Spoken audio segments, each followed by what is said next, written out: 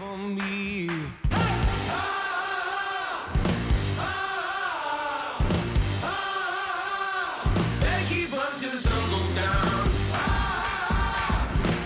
Coming to you from Peace Plaza in downtown Rochester, our town.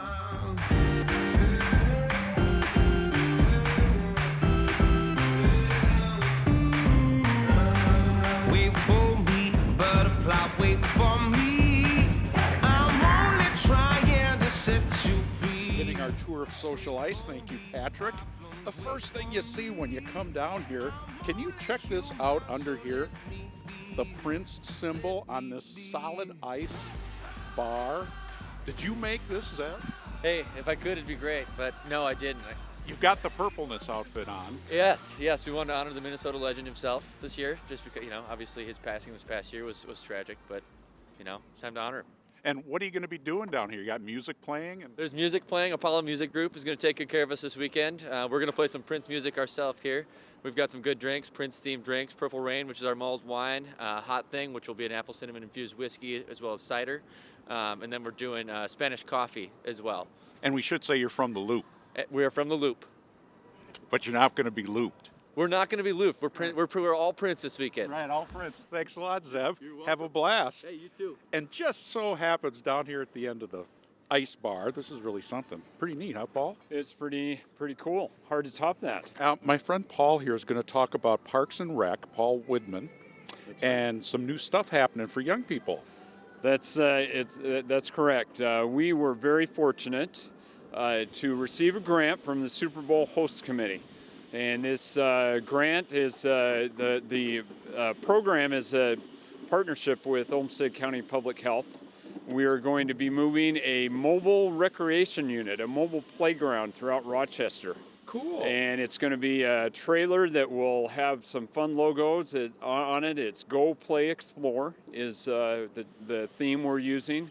The idea is to get kids out and get them active and introduce them to the exciting world of parks and recreation. And so getting this equipment, is it like going to be in a big vehicle or something? Or? Yeah, we are going to use a trailer, like a utility trailer that will be covered, and it will have a exciting logo. And so when we come into a park or a neighborhood, the kids will definitely know that we're there. And what kind of stuff? Exciting stuff. We're doing some focus groups with the help of our partners at Public Health. And we're getting ideas from kids and sparking some of the activities we'd like to see. And so we have slip and slide as one of the ideas, a big industrial kind of commercial grade slip and slide, blocks and building activities, active games. And so it will all be themed around getting active and moving out in the parks, and so we're getting some really good feedback from the kids. Something to look forward to for this summer. Oh yeah, it'll be rolling it out. As soon as school's out, you'll see us out there. We're going to put a schedule out.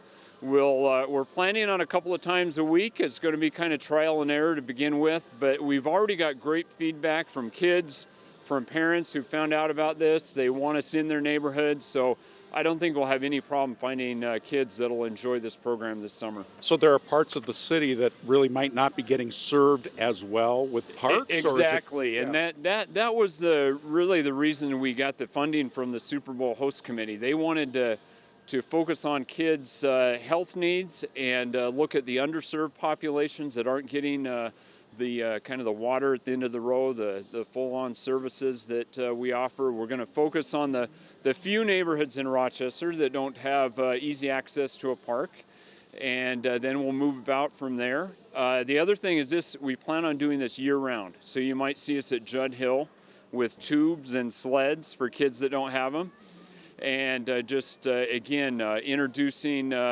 activities to kids where they might not have the equipment, they might not have the knowledge of how to get to their park, and so it's just all the way around. We're focusing on getting kids healthy and active. And meeting them where they are. That's really an interesting change for parks. Really. Exactly. We found through some surveys that were done, and of course the national trends, kids are spending way too much time inside. They have a lot of distractions with media and with technology. And we're finding that in areas where they might be 3 blocks away from the park, they don't even know that the park is there. And so we're set to shatter those statistics this summer. Hey, thanks for coming out to SocialICE, Paul, being a good sport. Oh, thank you. And as a parting gift, a KSMQ ice scraper I'm just for you. I hope I need it this week for this event. Just yeah. don't use it on this bar right now. Okay? I know better. But Thanks, hope Paul. everybody enjoys this. Thanks.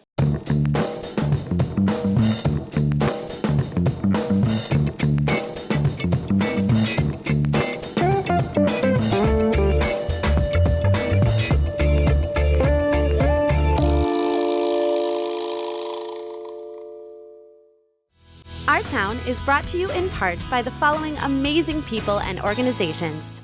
The new Clements Subaru proudly partners with award-winning KSMQ Public Television. Clements Subaru of Rochester. Clements' clear value promise is to make buying a Subaru fast, fair, and simple.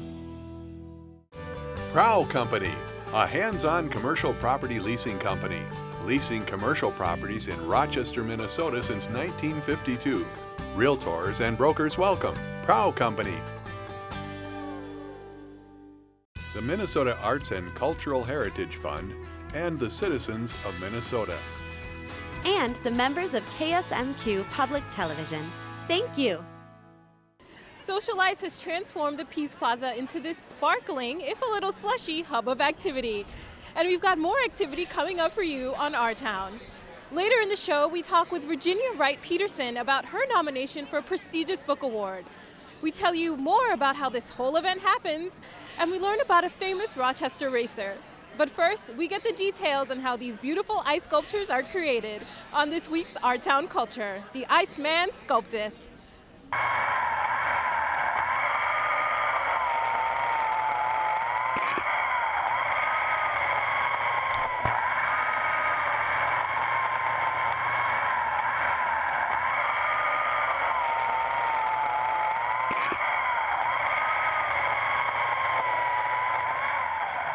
I am Trevor Pearson with Metro Ice Sculptures. I am a professional ice sculptor and the owner-operator of Metro Ice Sculptures.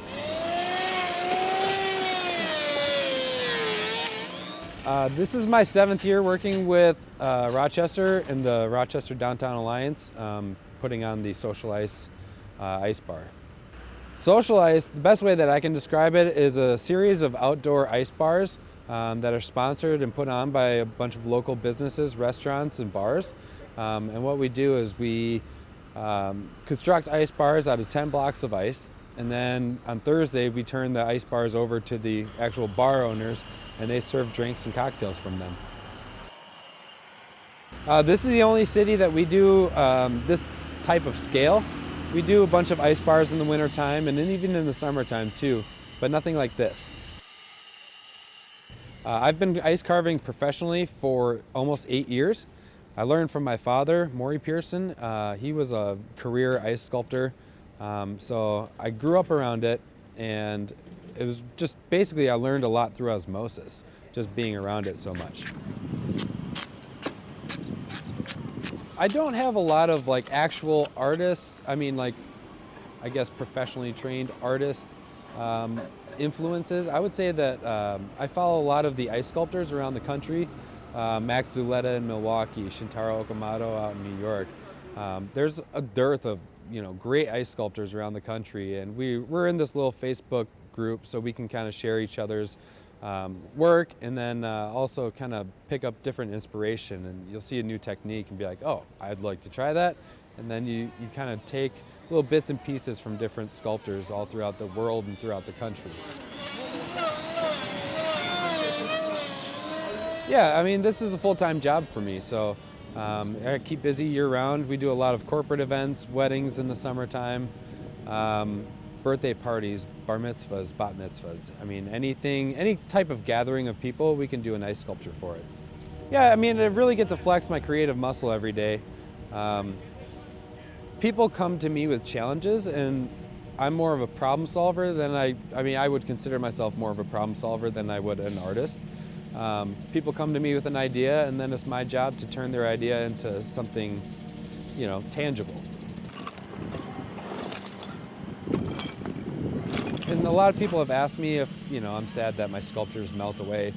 Part of it is like, that's my job security, like I can do a sculpture and then a day later, a week later, hours later, it could be gone. So it really is, you have to buy another one if you want another one.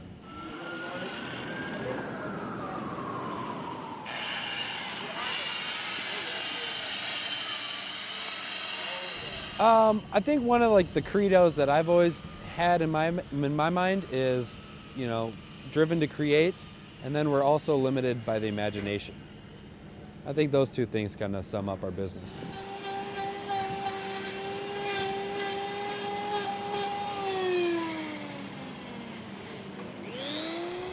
Yep. Is that going to be done by the end of the day? I'm going to grab a picture. Yep. If I can. Yep. Thank you. Nice work. I like it. Thank you. For more information about this story and other Our Town features, connect with us on Facebook, Twitter at KSMQ #OurTown, or ksmq.org/OurTown. It might seem superficial, stereotypical man. You dress up just a little and I'm like, oh. Well, here at SocialICE, spring is in the air. Spring, it's causing a little havoc with events like SocialICE, but hey, we're going to have ice here. Change is part of life, and spring will truly arrive in a few short weeks, it seems. Change for Rochester continues at a steady clip as well. This week, demolition crews have been taking down the former Clarion Inn on South Broadway to make way for a new Candlewood Suites hotel, along with a mixed-use retail center. The flats on 4th and 1st Avenue flats are well along in construction. If you haven't ever done it, check out the site development plans online on the city's website. That's rochestermn.gov. It's a fun way to see what's ahead on the development horizon, like the Chick-fil-A going in at the Crossroads Center Mall. Tickets are now available for the 2017 TEDx Zumbro River Dialogue event on Thursday, May 18th. This year's theme is Possibility, and will feature 5 local speakers along with national presentations. The event is again expected to sell out the 1,000-seat auditorium at Autumn Ridge Church in Rochester, so don't delay. If you want to see that great fine lineup of speakers, get your tickets online at tedxzumbroriver.com. And just look at those faces. If you have a special place in your heart for the little dogs of the world and a love of chocolate, join Small Dog Rescue Saturday, February 25th for their Wine and Chocolate Spectacular at the Rochester Eagles Club. This event raises money for the rescue and care of dogs under 20 pounds. This nonprofit is located in Rochester and helps our little furry friends across the state of Minnesota. A fun night out for a good cause. Coming up next, you get to meet one of our new walkabout correspondents. We have a fun new crew to show you all the Rochester sites. Danielle catches up with Jenna Bowman, one of the masterminds behind SocialICE, on this week's Our Town Walkabout.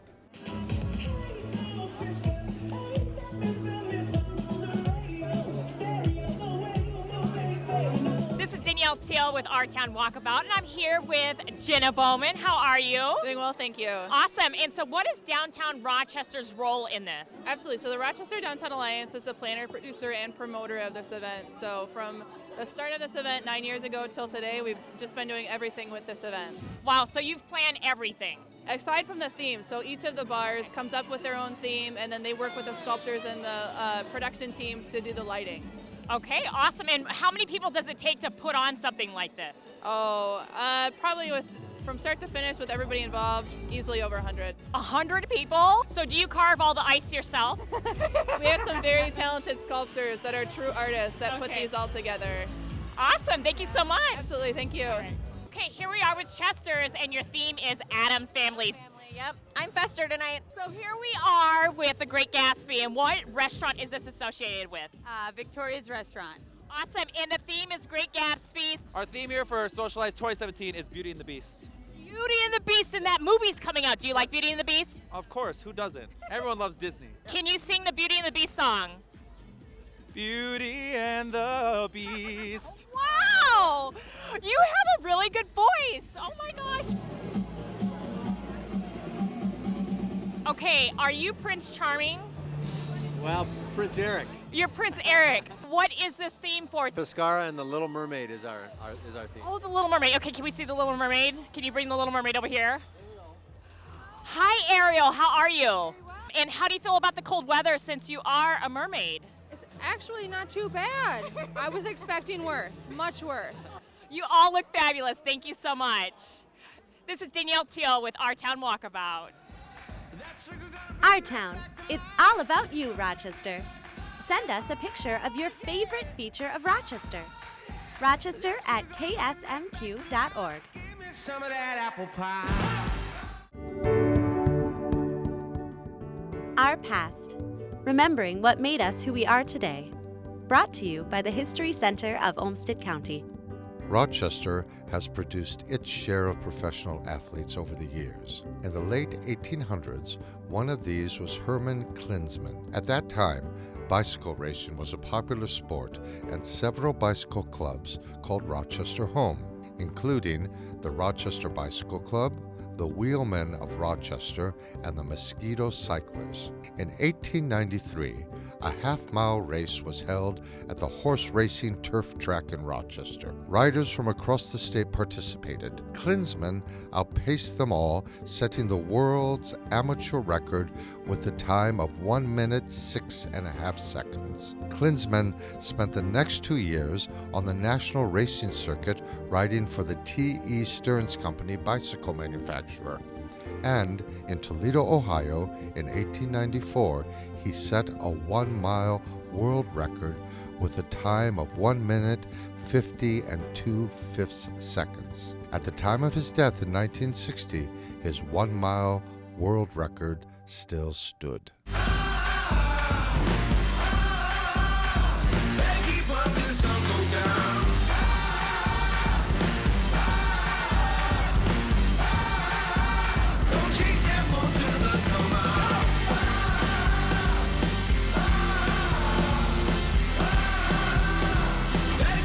Hi, JR. We're here at the Chester's Bar. Can you tell me a little bit about what you've got going on today? Sure. We are doing a nice theme this year, the Addams Family. So we have our whole staff dressed up in costume all 3 nights. So even when the bar disintegrates, we're still all in costume. So we've got a lot of specialty drinks, mostly hot cocktails and beer. And we're the reigning champs and hoping to win again. So. Nice. How many years have you been doing this? Pretty much since the beginning, for 8 years, I think. So, or 7 or 8 years, however long it has begun. So, is there a particular drink you're excited about making tonight or serving? You know what? I would say probably the Funky Fester is probably the best one. It's a vanilla liqueur with that's with the cider. No, that's with the hot chocolate cider. With apple cider, it's a vanilla with apple cider and some brown sugar, cinnamon. It's delicious. But they're all good. We've used these drinks in the past, and they all sell very, very well. So. Oh, wonderful! That sounds delicious. I'm excited to try some of it tonight. Oh yes. That's great. So, yeah. All right. Well, thank you so much. Thank you. All right. I'm only human, so They're letting us behind the bar. I know, How about this is that? so Isn't that special. something? Okay. It's great. Well, Eric and me are here to talk to Virginia Wright-Peterson, who is the author of Women of Mayo Clinic and a finalist for the Minnesota Book Award. Congratulations. Thank you. Happy social ice. Yes, I've never done an interview in a bar and outside, so it's kind of a double new thing for me. That's great. So tell us a little bit how you came up with this topic to study the Women of Mayo Clinic. Oh, so I was working at Mayo Clinic in education about 7 years ago, and Women's History Month, which is March, was coming up, and we decided to put together a little Jeopardy game. And I volunteered to go into the history archive and dig up a little information. And I thought I'd get information on about 5 women we've already heard about in the past. Mother Alfred, Edith Graham Mayo, there are a few we've known of. But when I went into that archive, they handed me lists and files and boxes of names of women I had never heard of. And the stories are just fantastic. They're bold, courageous women. Do you have any favorite stories or one in particular that really surprised you, stuck out? The one that surprised me the most is the story of Sister Joseph, who took over St. Mary's Hospital just shortly after it opened and became the administrator. She was the administrator for 47 years. She grew it from 27 beds to over 600 beds, making it the largest and finest privately held hospital in the country. And while she did that, she was Dr. Will Mayo's surgical first assistant.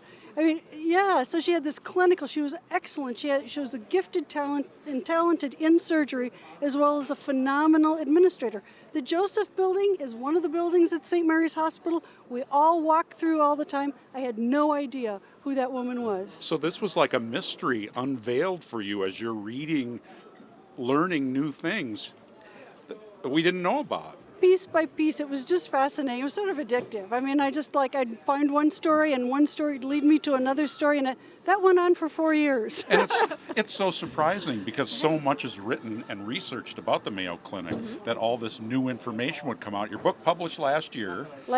And up for a book award. It is indeed. That's pretty excellent on your career, too. You'll probably be writing a little bit more now. Well, I'm excited about writing more. I'm mostly passionate about the women's stories, though, because women's stories don't get recognized and they don't get published. Like you said, my stories go back into the 19th century through 1943. They've been waiting 150 years, some of these stories, to come out. So how did you feel when they called you and said you were finalist for the Minnesota Book Award?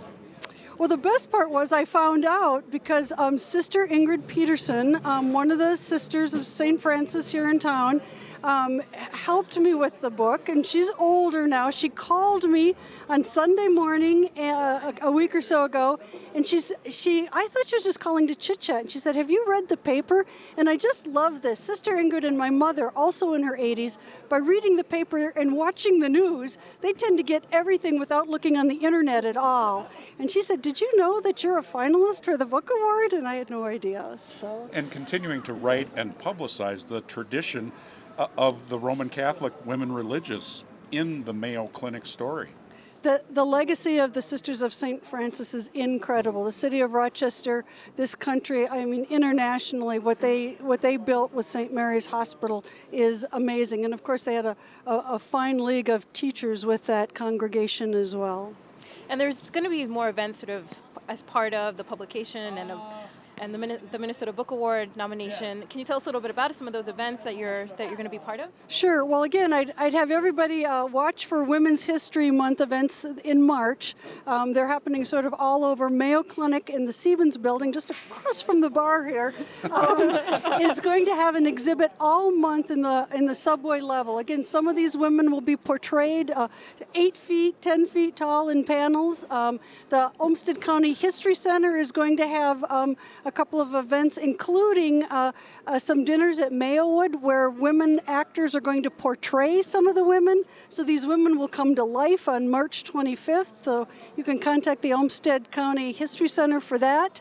The Loft in Minneapolis, the literary center up there, is going to have a flash panel with all 36 finalists. And then on April 8th is when the finalists will be announced. With all the technological advances in medicine, that gets the headlines usually, but it's these kind of stories that really can help an organization grow, a medical organization like Mayo, keeping the history alive. And in the history is where we find the values, and the values of keeping the patient first, of respecting each other, the powerful persistence and dedication of people. That started on day one, and when we retell those stories, we perpetuate those values. There's so many other stories untold of women in so many different fields. Are there any other things that are interesting to you that you think are really important, stories that should be told now? Well, I'm interested now. My book ends in 1943. Women kind of disappear after World War II. I think there was a little bit of a backlash to the Rosie the Riveters. So I'm now interested in looking into more of the contributions of women in this region in the post-World War time frame. And that, of course, leads into the movie that's so popular right now, Hidden Figures, and the space program, and all of the contributions of women. It's it's just really exciting. All of the things that are coming out now. Sounds like a sequel Yeah, might be in that's the of works. course, it sounds Volume 2, perhaps? I hope so. I also hope to do a little more digital work, adding to the print. Okay, wonderful. Well, Virginia, congrats on your book. Thank you. As a parting gift, your very own Oh. KSMQ ice scraper. I love yes. it. No, don't use it on the mark. I've got enough trouble as it is. Okay, all right. Thank you so much. Thanks Thank for you. having me. You're welcome. Thank you. And that'll do it for us. Thanks for joining us in our town. See you next time.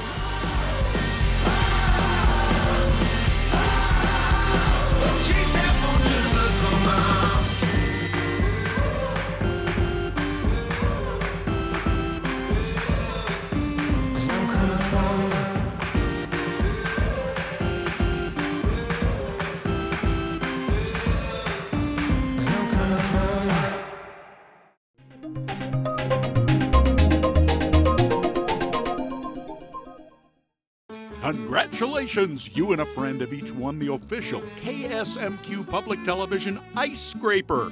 Made of durable plastic, it fits neatly in your wallet. It sports the KSMQ logo and it has ridges. Plus, best of all, it scrapes ice. Congratulations from KSMQ.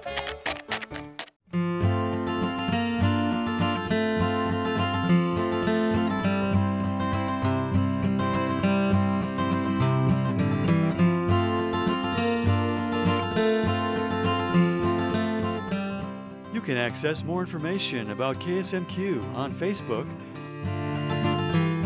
and at ksmq.org.